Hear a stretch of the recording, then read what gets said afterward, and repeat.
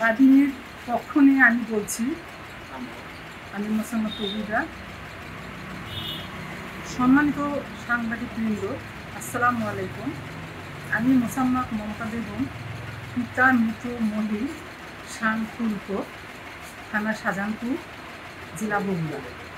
বর্তমানে আমি এবং আমার ছোট বোন মরিয়ম খাতুন তার 3 বছর বয়সের এক শিশু কন্যা সহ উপজেলা রহিমাবাদ উত্তরপাড়ায় জয়নত ব্যক্তির বাসা ভাড়া নিয়ে বসবাস করে আসছি। আমরা দীর্ঘদিন যাবৎ অন্যের বাসা বাড়িতে গৃহ পরিচারিকার কাজ করে জীবন ধারণ করেছি। আমাদের বাবা মারা গেছেন, মা শারীরিকভাবে অসুস্থ, ভিক্ষা করে খায়। আমরা গরিব বলে ছোট বোনের স্বামী তাকে ছেড়ে চলে গেছেন। গৃহ পরিচারিকার কাজ করে শিশুকন্যা, অসুস্থ মা সহ অভাবী সংসারে কোনো রকম জীবন ধারণ করে আসছি। এমতো অবস্থায় একটি মিথ্যা চুরি মামলায় গত 6 এপ্রিল থানা পুলিশ আমার বোন মরিয়ম বেগমকে গ্রেপ্তার করে জেল হাজতে পাঠায়। সেই থেকে এখন পর্যন্ত আমার বোন মরিয়ম বেগম জেল হাজতে বন্দী রয়েছে। এদিকে তার শিশুকন্যা মায়ের অভাবে মানসিকভাবে ভেঙে পড়ার পাশাপাশি ক্ষুধার জ্বালায় কাতরাচ্ছে। প্রিয় সাংবাদিক ভাই সকল, আপনাদেরকে অবগতি করছি যে আমার বোন মরিয়ম খাতুন উপজেলার রহিমাবাদ উত্তরপাড়ার অন্যান্যদের মধ্যে হাসান আলী মিয়া নামে এক ব্যক্তির বাসায় কাজ করতেন। হাসান আলী মিয়ার স্ত্রী Hafiza Khatun Bogura cantonment public school and কলেজের একজন সিনিয়র শিক্ষিকা। তাদের 2 মেয়ে, বড় মেয়ে বিবাহিত এবং ছোট মেয়ের আসে বিশ্ববিদ্যালয়ে অধ্যয়নরত। প্রতিদিনের মতো গত 24 মার্চ সকাল 6:30টার দিকে আমার বোন মরিয়ম বেগম হাসান আলী মিয়ার বাসায় কাজ করতে গেলে হাসান আলী মিয়ার স্ত্রী হাফিজা খাতুন আমার বোন মরিয়ম বেগমকে বলেন তার ছোটো মেয়েকে গাড়িতে তুলে দিতে যাবেন, আজ তোর কাজ করতে হবে না। তখন মরিয়ম বেগম দরজা থেকে চলে আসেন এবং অন্য বাসায় কাজ করতে যান। একই দিন বেলা 12:15টার দিকে হাফিজা খাতুন তার স্বামী সহ অন্যান্য লোকজন নিয়ে আমাদের বাড়িতে গিয়ে বলেন মরিয়ম বেগম তার বাসা থেকে 5 ভরি স্বর্ণালঙ্কার চুরি করেছে। এই কথা বলে দীর্ঘক্ষণ তল্লাশি চালায়।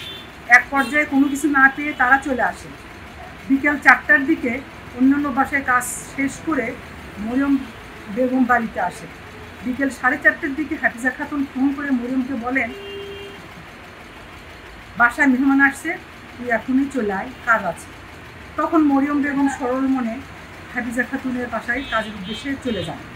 কিন্তু সন্ধ্যা পেরিয়ে গেলেও আমার বোন মরিয়ম বেগম বাড়িতে না ফিরলে তাকে খোঁজার উদ্দেশ্যে আমি এবং আমার মা হাফিজা খাতুনের বাসায় গিয়ে গেট খুলতে বললে তারা গেট খুলতে রাজি হন না। এক পর্যায়ে কান্নাকাটি শুরু করলে হাফিজা খাতুনের স্বামী গেট খুললে ঢুকে দেখতে পাই তারা সবাই মিলে আমার বোন মরিয়ম বেগমকে মারধর করছে। এমনকি আমাদের সামনেও তাকে বেগম মারধর করে রক্তাক্ত করে। এ সময় হাফিজা খাতুনের কলেজ পড়ুয়ার ছোট মেয়ে মারধর করতে দেখে ভয় পেয়ে রান্নাঘর থেকে স্বর্ণালঙ্কা বের করে এনে বলে আম্মু এই গহনা রান্নাঘরে পাওয়া গেছে, আন্টি লুকিয়ে রেখেছিল পরে নিয়ে যাওয়ার জন্য। কিন্তু তারপরও হাফিজা খাতুন আমার বোন মরিয়ম বেগমকে ধমকাচ্ছিলেন আরও গহনা বের করে দেওয়ার জন্য। এক পর্যায়ে আমরা বোন মরিয়মকে নিয়ে যাওয়ার জন্য বললে তারা আমাদেরকে গলা ধাক্কা দিয়ে বাসা থেকে বের করে দেয়। নিরুপায় হয়ে শাহজাহানপুর থানা পুলিশের আশ্রয় নিলে থানার এসআই নুরুল ইসলাম আমাদেরকে সাথে নিয়ে হাফিজা খাতুনের বাসা থেকে আমার বোন মরিয়ম বেগমকে উদ্ধার করে 2 জন সাক্ষ্য নিয়ে থানায় নিয়ে আসে। পরে মুচলিকা নিয়ে মরিয়ম বেগমকে আমাদের জিম্মায় দেন, কিন্তু আমরা ডায়েরি করতে বললে পুলিশ জিডি দিতে রাজি হয়নি। বাধ্য হয়ে গুরুতর আহত বোন মরিয়মকে নিয়ে চিকিৎসার জন্য উপজেলা স্বাস্থ্যকেন্দ্রে ভর্তি করায়। পরে জানতে পারি ঘটনার 3 দিন পর 27 মার্চ থানায় মামলা দায়ের করা হয়েছে।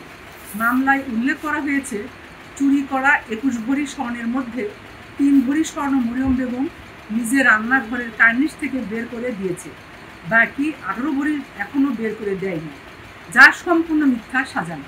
বরং তাদের ছোট মেয়ে আমাদের সবার সামনে রান্নাঘর থেকে স্বর্ণ বের করে দিয়েছে।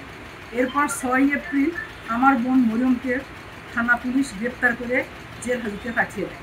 এরপর থানা পুলিশ আদালতে রিমান্ডের আবেদন করলে আদালত জেল গেটে রিমান্ড মঞ্জুর করে। জেল গেটে জিজ্ঞাসাবাদে সুবিধা করতে না পেরে আবারও থানায় রিমান্ডের আবেদন করে পুলিশ। পরে আদালত থানা রিমান্ড মঞ্জুর করেন। থানায় রিমান্ডে নিয়ে এসে বিভিন্ন ধরনের ভয়ভীতি দেখিয়ে শারীরিক ও মানসিকভাবে নির্যাতন করে জোরপূর্বক 164 ধারার স্বীকারোক্তিমূলক জবানবন্দি নেয় পুলিশ। পরে জেল গেটে মরিয়মের সাথে কথা বললে তিনি বলেন তাকে এবং তার শিশুকন্যাকে হত্যা করে বস্তাবন্দি করে গুম করার হুমকি সহ তার উপর নির্যাতন করে তাদের শেখানো স্বীকারোক্তিমূলক জবানবন্দি নেওয়া হয়েছে। এই ঘটনায় গত 28 আগস্ট 164 ধারা জবানবন্দি প্রত্যাহারের জন্য আদালতে আবেদন জানানো হয়েছে। এমতাবস্থায় মামলার চার্জশিট না দেওয়ার জন্য জামিন হবে না বলে জানিয়েছেন আইনজীবী। সম্মানিত সাংবাদিকবৃন্দ, আপনারা জেনে অবাক হবেন যে পুলিশ গিয়ে আমার বোনকে উদ্ধার করলেন, দুজন ব্যক্তি সাক্ষ্য নিলেন, 3 ভরি স্বর্ণ উদ্ধারের পরও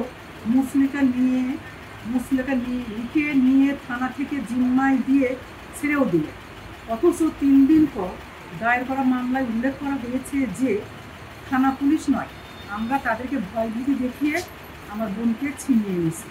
শুধু এও নয়, থানায় রিমান্ডে এনে পুলিশের জিজ্ঞাসাবাদে ধারণ করা ভিডিও চিত্র কীভাবে বাড়িতে থাকে যেতে পারে সেই ভিডিও গ্রামের মানুষকে দেখিয়েছে বিভিন্ন ধরনের অপপ্রচার চালাচ্ছে। এতে করে আমাদের গৃহকর্মীর কাজের চরম ব্যাঘাত ঘটছে। তাছাড়া গরিব হলেও সমাজে আমাদেরও সম্মান আছে, যা তাদের এই অপপ্রচারে সম্মান নষ্ট হওয়ার উপক্রম দেখা দিয়েছে। এই সমস্ত কারণে স্পষ্ট যে পুলিশের সাথে বাদীপক্ষের গোপন যোগ সাজস রয়েছে। জাতির বিবেক সাংবাদিক ভাইয়েরা, আপনাদের প্রতি এই অসহায় গরিব পরিবারের প্রতি সুদৃষ্টি কামনা করছি। বিশেষ করে 3 বছর বয়সী ছোট্ট শিশুকন্যার প্রতি সদয় দৃষ্টি দিয়ে আপনাদের লেখনীর মাধ্যমে সংশ্লিষ্ট প্রশাসনের ঊর্ধ্বতন কর্তৃপক্ষের নিকট আকুল আবেদন জানাচ্ছি যে সরেজমিন সুষ্ঠু তদন্ত সাপেক্ষে নির্যাতিত অসহায় পরিবারকে ন্যায় বিচার পাইয়ে দিতে একান্ত মর্জি হয়। নিবেদক মমতা।